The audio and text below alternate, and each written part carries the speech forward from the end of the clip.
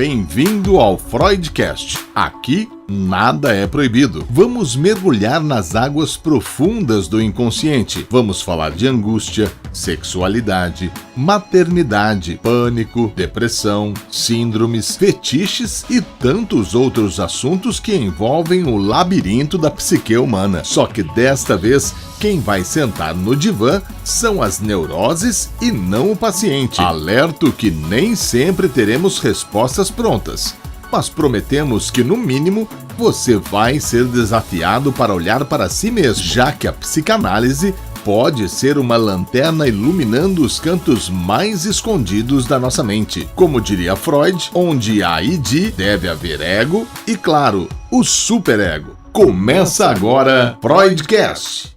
Olá, bem-vindo ao Freudcast. Bom, neste episódio nós vamos falar sobre a série Adolescência, e tem se tornado um fenômeno mundial, que conta a história de um garoto de 13 anos, o Jamie Miller, que é acusado de assassinar a sua colega de classe. São 4 episódios, uma série bem curtinha, mas que nesses 4 episódios eles mostram, na verdade, violência no ambiente escolar, mostram essa cultura do ódio contra a mulher, fala sobre o desamparo, fala sobre a desconexão entre as gerações. E quando você assiste a série, eu assisti essa série, inclusive, para fazer essa entrevista com a psicóloga Eliana Andréia, essa série nos atravessa e ela nos coloca no lugar de desamparo, enquanto telespectador, enquanto pai, enquanto um agente da sociedade, porque nós vamos, inclusive, o que eu senti foi, estamos perdidos. E é sobre isso que nós vamos falar hoje com a psicóloga Eliana Andréia. Muito bem-vinda ao Freudcast. Olá, eu que agradeço o convite e um bom dia a todos aí, boa tarde a todos. Bom, a série, ela tem chamado a atenção porque ela retrata o conflito da adolescência e também essa desconexão entre filhos e pais, entre escola e alunos. O que fez com que ela se tornasse esse fenômeno mundial? Porque até os criadores disseram, nós não imaginávamos que ia surtir esse comentário todo e ia virar essa febre. Eu acho que a gente está vivendo um fenômeno mundial, né, de, assim, assustador, eu diria até que assustador, no número de posse do adoecimento psíquico, né? Então, a gente está vendo, assim, adolescentes, crianças até, com quadros de ansiedade, com quadros de depressão, cada vez mais precoces. Eu tenho mais de 35 anos de clínica e eu nunca vi nada parecido. É lógico que essa série, ela coloca uma ponta mais radical, que ele fala sobre a perversão, sobre a psicopatia, né? Porque o menino, a gente vai falar muito sobre por que ele chegou até ali, as possibilidades de ele ter chegado até esse lugar de assassino, né? Mas é claro que ele tem, assim, uma frieza quando fala da morte da menina. Então, assim, você tem uma ponta aí, que é uma ponta, vamos dizer assim, mais selvagem, assim, né?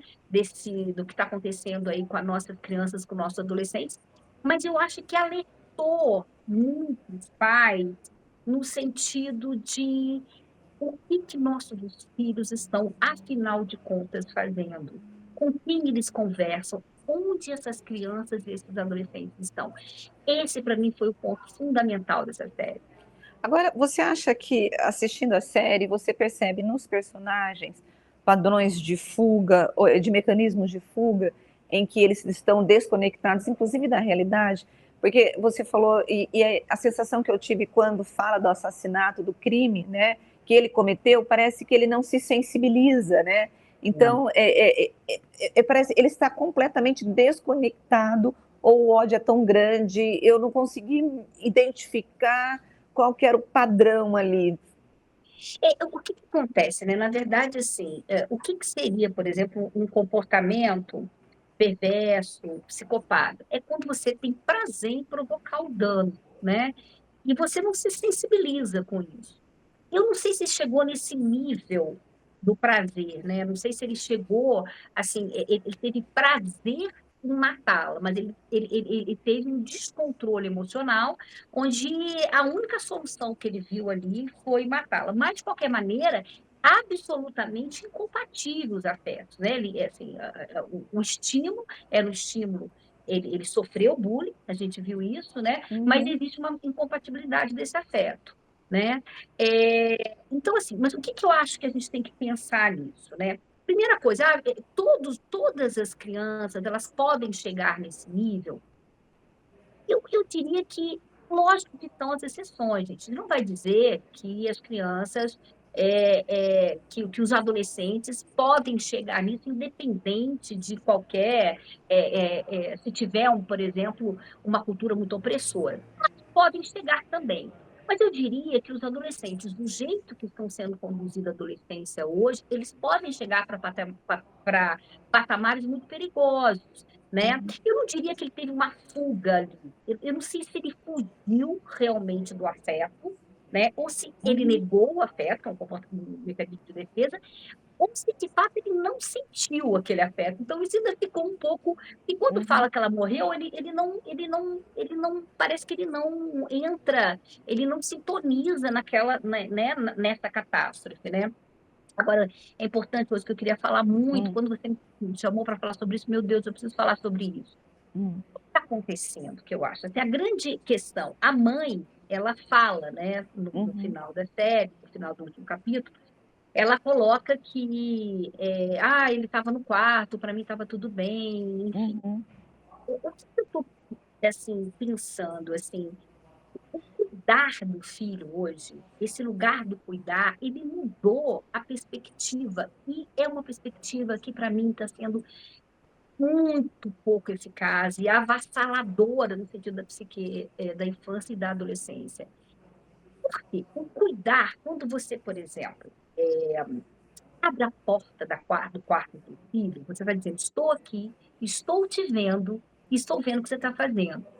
Parece que virou invasão de privacidade, as pessoas estão confundindo muito a privacidade, né, com Uhum. o monitoramento, com o controle. Não estou falando de autoritarismo, né, a tríade cuidado, afeto, né, Você e está falando limite de é escuta e de acolhimento, é isso? acolhimento, escuta e acolhimento e outra coisa, e não só escuta e acolhimento, Rose, eu Hum. vou ser mais profunda em relação a isso.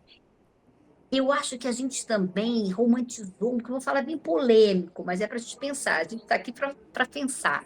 A Uhum. gente polemizou muito o diálogo, a gente romantizou muito o diálogo. Uhum. Diálogo é uma ferramenta incrível Uhum.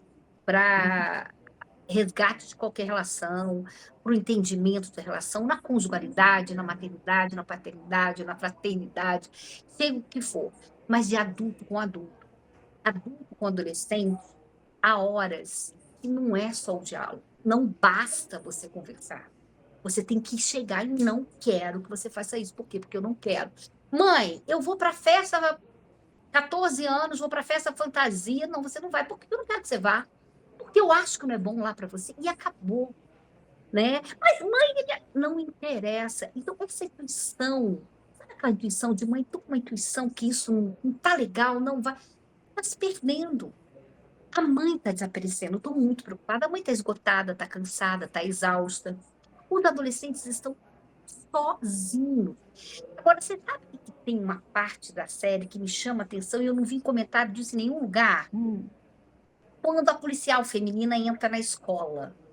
Ela praticamente faz uma cara de nojo, né? Ah, isso aqui cheira a Uhum. masturbação e não sei o quê, né? Uhum. Acontece isso também. O adulto parece que também está com raiva do adolescente. Sabe? Ele também não Uhum. faz essa troca, porque quando eu falo assim, eu não quero você deitado nesse sofá o dia inteiro com o celular e eu cozinhando pro bonitinho. Vai lá colocar o lixo. Uhum. Eu estou dando limite, eu estou ensinando regra, respeito, que hoje não tem mais isso. É uma permissividade, eu fico impressionada, né? Eu fico olhando, eu Uhum. moro no condomínio, eu fico vendo um monte de adolescente aqui, e as mães, os pais levando lixo. Eu falei, gente, cadê o ritual dos adolescentes ter essas tarefas de fazer? Não tem isso. Mas, ao mesmo tempo, também não tem interesse, sabe? De conversar com o seu filho aí. Você está afim de alguma menina, afim de algum menino? Como é que está a sua vida? filha, vamos almoçar nós duas? Vamos fazer um bolo juntos? Eles gostam disso. É mentira quando diz, eu chamo, ele não quer. Mentira, você não está chamando certo, você não está acolhendo certo. Porque não é isso, assim, simplesmente você só chegar também e vigiar o celular, porque tem que vigiar o celular. Tem uma juíza, gente, ela é maravilhosa, o sobrenome dela é Cavalieri, do Rio de Uhum. Janeiro. Aliás, uma pessoa interessantíssima para fazer um podcast. Ela falou uma coisa no podcast dela que eu achei sensacional. Ela falou assim, que o número de ataques à escola na pandemia melhorou muito. Mas o número de ataques a mães e adolescentes, a mães e avós de adolescentes atacando vós e mães, triplicou. E ela tem feito medida de segurança, de aproximação, né? De mandatos de segurança para não aproximação, porque de adolescentes espancarem vós e mães, e muito dos motivos é retirada do celular. Então, Uhum. a gente existe aí também essa sociedade, tratar essa sociedade hoje como uma sociedade viciada. Isso é importante, nós temos viciados, né? Uhum. Eu, um dia desses, 56 anos, com a experiência de vida que eu tenho, coloquei um joguinho no meu celular para jogar à noite. Eu vi que estava estendendo meus horários, que eu estava deixando de fazer minhas leituras. Eu, com a minha mente velha, uma mente Uhum. madura, imagina uma mente jovem. Então, assim, a gente tem aí pessoas, crianças e adolescentes altamente viciados. E isso é também um aspecto que a gente tem que lidar e tratar isso com urgência, porque o tempo está passando, o sol tá lá fora e essas crianças não estão com problema de crescimento, elas não crescem, né? E também por quê? Porque não se dá o limite, mas também não se dá o afeto. É Agora, isso. assim, você falou muito de relação entre o adolescente, a avó, adolescente, a mãe, adolescente, o pai, né?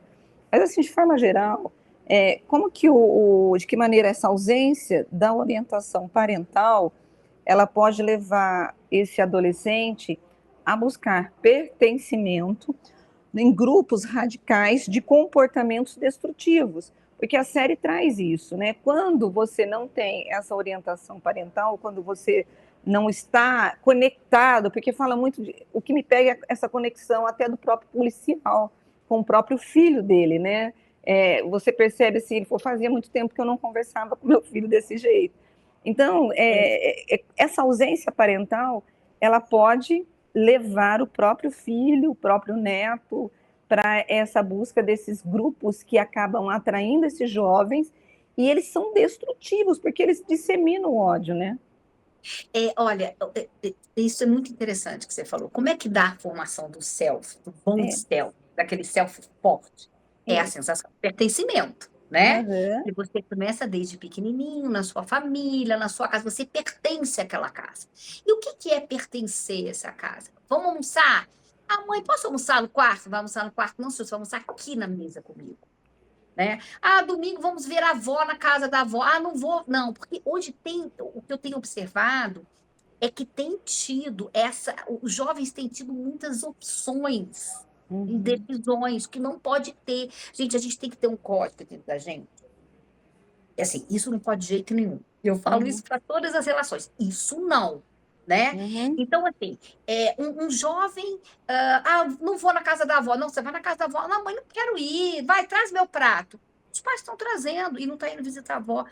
Vai sim. Isso é pertencimento. Você pertence a essa família. Vai contrariado, vai bravo. E pais, pelo amor de Deus, suporte a braveza e a cara muito dos seus filhos. Pode bravinho, pode dizer que você, mas você vai. Essa voz de comando.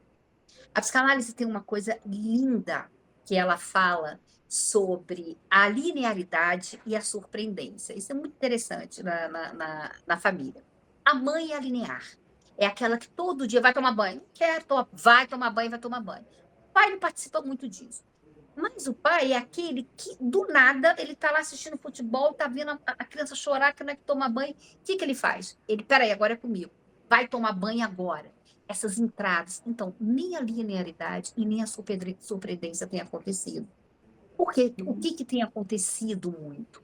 Ausência. Gente, se seu filho silêncio é sempre um mau sinal. Acabou. Seu filho está silencioso, está quieto no quarto, está acontecendo alguma coisa. E pode ter certeza que não é legal.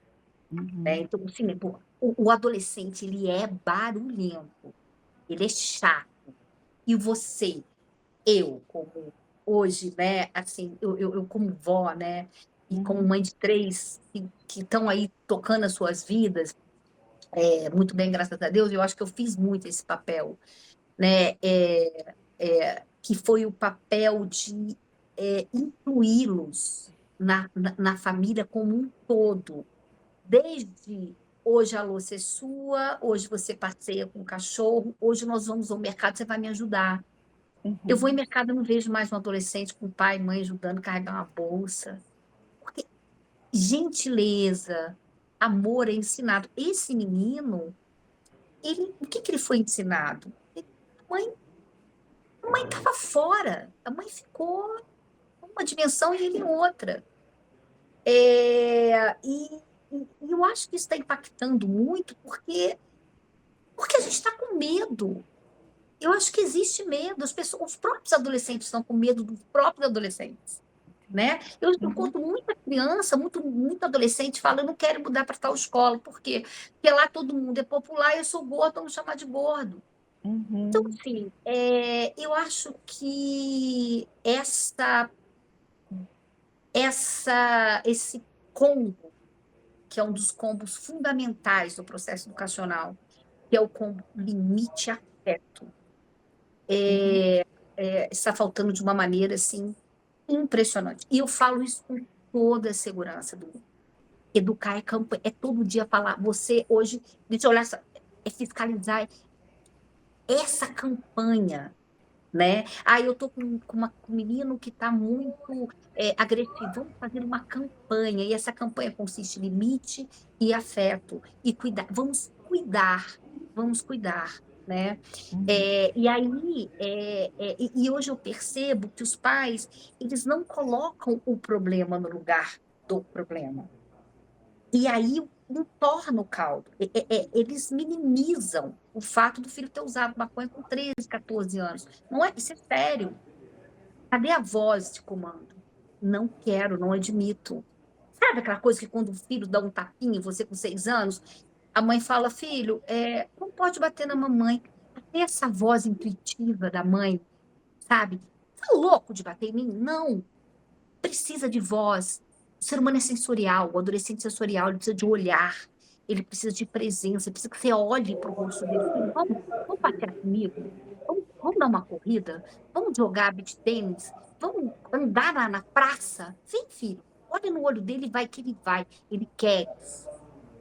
Agora, a série, ela trouxe alguns termos como Red Pill, Incel, Red Pill, Incel, que foram abordados ali durante todos os 4 episódios, né? E depois que marcou, que foi o gatilho dele. O gatilho dele, né? isso, foi o Incel. O Red Pill é uma abordagem, né, de ódio, né, contra a mulher. E a própria psicóloga, ela trabalha muito dessa questão da masculinidade, das imagens que ele estava vendo, né, que eram imagens que colocavam a mulher num lugar que não era o lugar que ele deveria reconhecer essa mulher. A questão é, esse homem, e aí eu estou falando de adolescente, estou falando dessa criança que está surgindo, ela não está preparada ou não está sendo educada para poder trabalhar ou entender a questão de gênero, a igualdade de gênero como uma coisa natural, e aí ela acaba desenvolvendo o ódio. Por quê? Porque o Red Pill diz o seguinte, olha, as mulheres estão tomando o lugar do homem. O incel é aquela história da pílula, né? Tipo, a pílula vermelha. Aí você tem outros termos que dizem o seguinte, o menino que não é popular, ele não vai ser olhado por essa mulher, que ela só quer os mais populares. E ele vai criando nele o desamparo, vamos assim dizer. Assim, a questão a gente não está conseguindo essa conexão, a gente não está conseguindo esse combo que você falou, que é limite e afeto, e pior, a gente não está conseguindo educar os nossos filhos para poder respeitar a mulher enquanto um ser humano que está no mercado de trabalho, que tem direitos, que... Porque, assim, eu estou querendo dizer, só para você poder entender, o homem, ele nasceu dizendo, você vai ser cuidado, o papel principal é teu, o cargo é teu, não sei o que lá. A mulher foi conquistando. Nós tínhamos que brigar muito, e ainda estamos brigando. Sem dúvida. Né? Só que, de repente, esse homem se viu sem estar neste lugar, né? E ele não está sabendo lidar. Não é um papel dos pais e da sociedade educar esse menino para poder respeitar essa mulher? Eu não tenho dúvidas. E eu vou dizer mais. Eu vou além disso. Eu acho que esse menino não está sendo preparado e nem a menina está preparada. Porque a menina também não está sabendo lidar. Também. Você vê que aí é uma menina que não soube lidar, né? E ela ficou na mão de um menino que não sabe lidar com uma patologia, porque ele tem uma estrutura perversa ali, né? Porque podia pegar, matou, peraí, né? Então, assim, eu acho que tanto as meninas quanto os meninos estão perdidas nesse tema, sabe? Eu acho que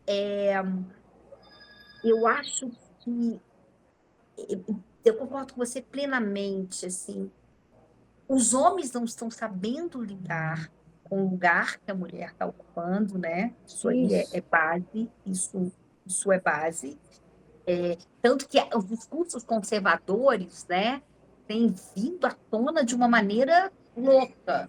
Seu lugar é na cozinha, que tem a ver com os red pills e tal também. Seu lugar é na cozinha, a mulher não, como executiva, ela não dá a mesma... Enfim, existe muito esse discurso. Então, assim, existe sim um despreparo do homem que lidar com isso, mas a mulher também ela não está sabendo muito lidar com esse poder. Eu percebo isso. Sabe? Você vê que tanto o menino quanto a menina ali são dois personagens absolutamente adoecidos. Sim. Né? E isso é importante a gente falar também, que essa menina, quando entra naquele bullying todo, que chama ele de tudo isso, ela também está adoecida, ela também está seguindo, ela também está gerenciando uma pirâmide, assim, doente, né? Uma pirâmide doente. Porque, e aí vem aquilo que você tocou no início. Você pega alguém com um self frágil, que não se sente pertencendo a nada, ele vai se juntar aos grupos que, entre aspas, colocam ele com uma visibilidade. Sim. Que dão a ele alguma visibilidade. Porque até que você... Cara, vai lá e bate, vai lá e isso. Você foda, tu consegue, entendeu? E é uma loucura, porque você vê que o protagonismo fica no assassino, né? Ela também promoveu o bullying, como você colocou, os dois estão adoecidos, né? Mas assim, eles acabam tendo uma projeção no grupo, um reconhecimento que eles não tinham por conta desse comportamento inadequado. E por falta de crítica, né? Assim, Mas você sabe que no começo do filme você já vê desconexão e tudo, né? Eu acho que essa sutileza, essa nuance do filme é uma coisa que eu acho que assim, tanto que a palavra desconexão que você usou, acho que é isso mesmo. Desde o início, o pai, quando ele não pergunta para o filho, você quer comer? Ficou aquela discussão dele comer de manhã lá como que chama? A alimentação lá de manhã. A gente tem que chamar sucrilhos, eu não esqueci como é que chama isso. Sucrilhos, vamos usar sucrilhos. Usar sucrilhos. Cereal. Cereal, fazer propaganda de sucrilhos aqui. O cereal, isso. Você vai comer cereal, cara, o que aconteceu? Por que você Você vê que o pai também não consegue nem perguntar. Porque, gente, relação com o adolescente, você tem que aprimorar muito a sua arte de perguntar. Perguntar é uma arte. Nem discordar, né? Você pode discordar, você pode ter uma opinião, você pode discordar. Você tem que saber discordar direito, né? Então, assim, você vê que ali ele não conseguiu nem perguntar para o filho, ele estava completamente desconectado daquele menino. Filho, pelo amor de Deus, o que aconteceu? Senta para o pai, por que eles estão... Não, alguma coisa aconteceu. Você vê, depois que sentou, que foi rolando a coisa, entre que o guarda mostrou que ele, meu Deus, né? Então, assim, eu acho que o beabá, o básico das relações, às vezes a gente fica refinando muito os Uhum. padrões.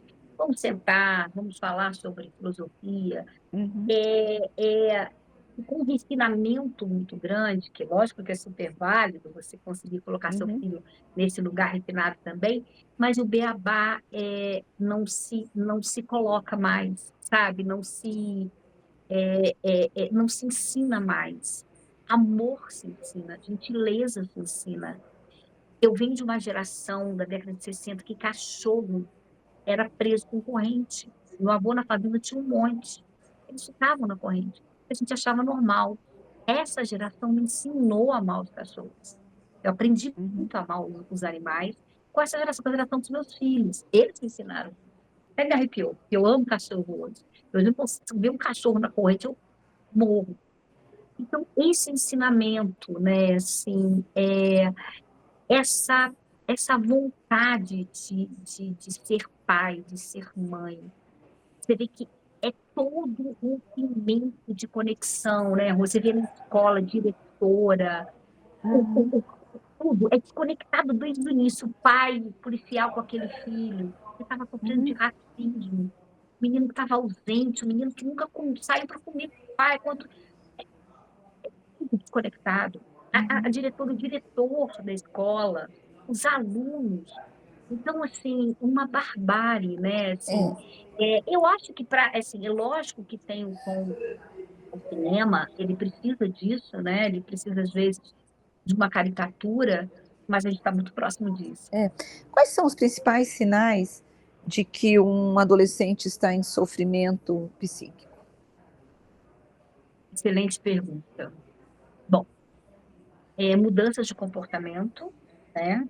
Ele tem mudanças de padrão de comportamento, e aí esse comportamento é em tudo. É o comportamento alimentar, né? Ele está comendo mais do que ele comia, ele está comendo muito menos do que ele comeu. Outro problema seríssimo que eu estou enfrentando como profissional é transtornos alimentares, aumentou demais, demais o transtorno alimentar. Mudança de comportamento, mudança de alimentação, de padrão de alimentação, mudança do sono, muita reatividade, assim, muito reativo a tudo. Mas o sintoma, para mim, que é o mais assustador, isolamento. Você vê seu filho dentro do seu quarto, você não vê seu filho saindo com os amigos. Adolescente tem que ser aquele chato, que chega para você e toda hora, mãe, posso isso aqui? Posso isso? Posso isso aqui? Posso não? Ele nunca sai, ele está sempre em casa. Ele está isolado, ele está quieto. Adolescente é um grupo social. Você vê que seu filho está muito pouco engajado com o grupo social. Quando a gente vê que o seu filho está quieto no bate-caverna dele, sem contato, e quando eu falo sem contato, assim, é o sábado e o domingo. Você vê que seu filho não sai de casa, seu filho não toma um sol, seu filho não. Então, tem coisa aí, pode buscar que tem coisa aí. E como que a sociedade poderia ajudar preventivamente, né, para a gente poder evitar todas essas tragédias que a gente tem visto nas escolas, no meio das famílias? Eu acho que vai ter que ter uma revolução, né, Eliane?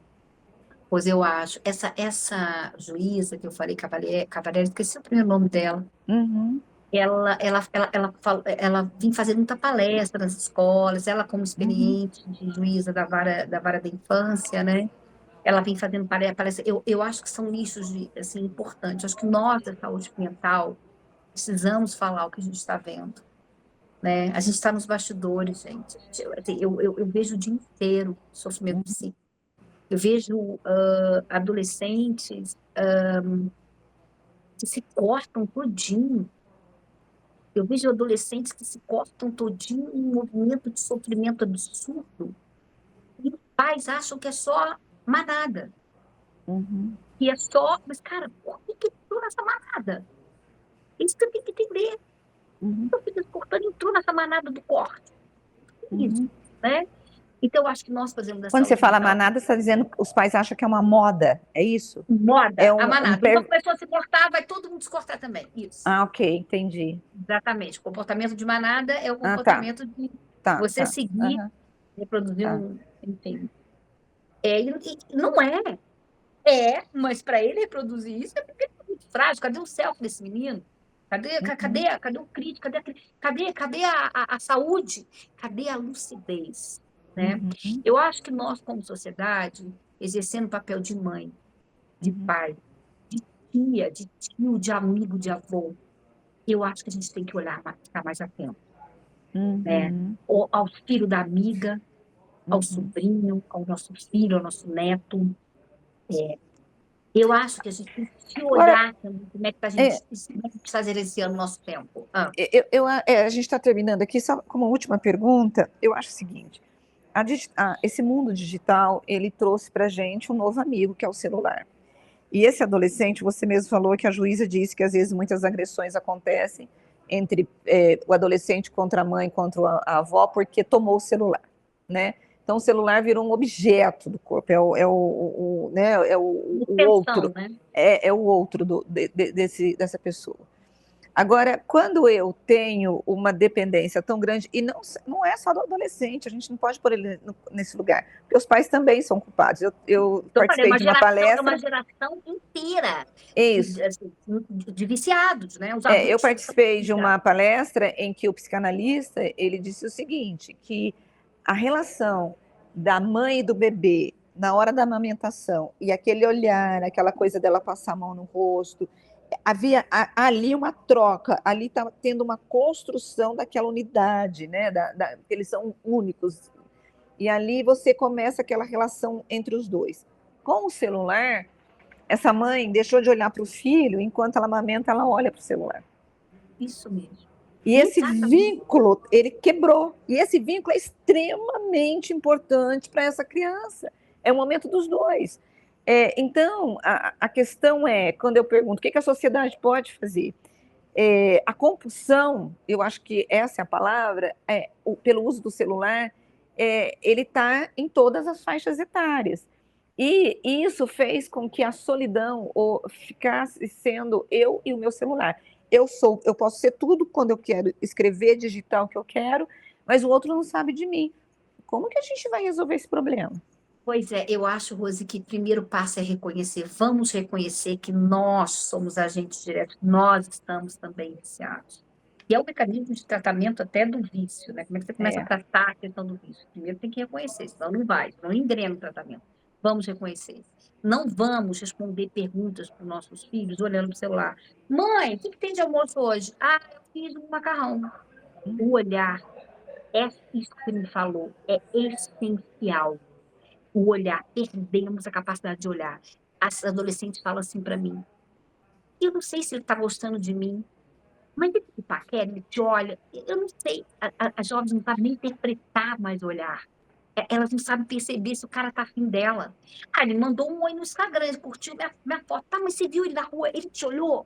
Ah, não sei lá. Olha isso. Não se interpreta mais olhar, porque ninguém se olha, né? Então, uhum. acho que começar aprendendo de novo a olhar para o outro, olhar Tá literalmente, né? certo. Bom, eu quero agradecer a tua participação aqui no nosso podcast, Agradeço. Freudcast. Foi um prazer ouvir você. E eu acho que o grande mérito da série é exatamente fazer a gente parar, pensar e perceber que nós estamos indo para o abismo, mas ainda nós temos chance de resgatar, né? Eu acho que é o resgate desse olhar para os adolescentes, porque eles estão sofrendo e os próprios pais também estão sofrendo. A gente não falou muito aqui do sofrimento dos pais, mas a série retrata os dois naquele choro, naquela angústia, né? E essa frase que você falou, né, quando ela disse assim, mas eu vi ele no quarto e achava que está tudo bem. É uma frase que me marcou muito quando a mãe falou. Muito obrigada, viu?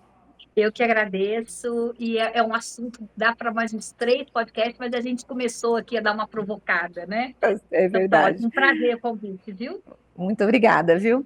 E eu quero agradecer você que ficou conosco, né, ouvindo esse bate-papo.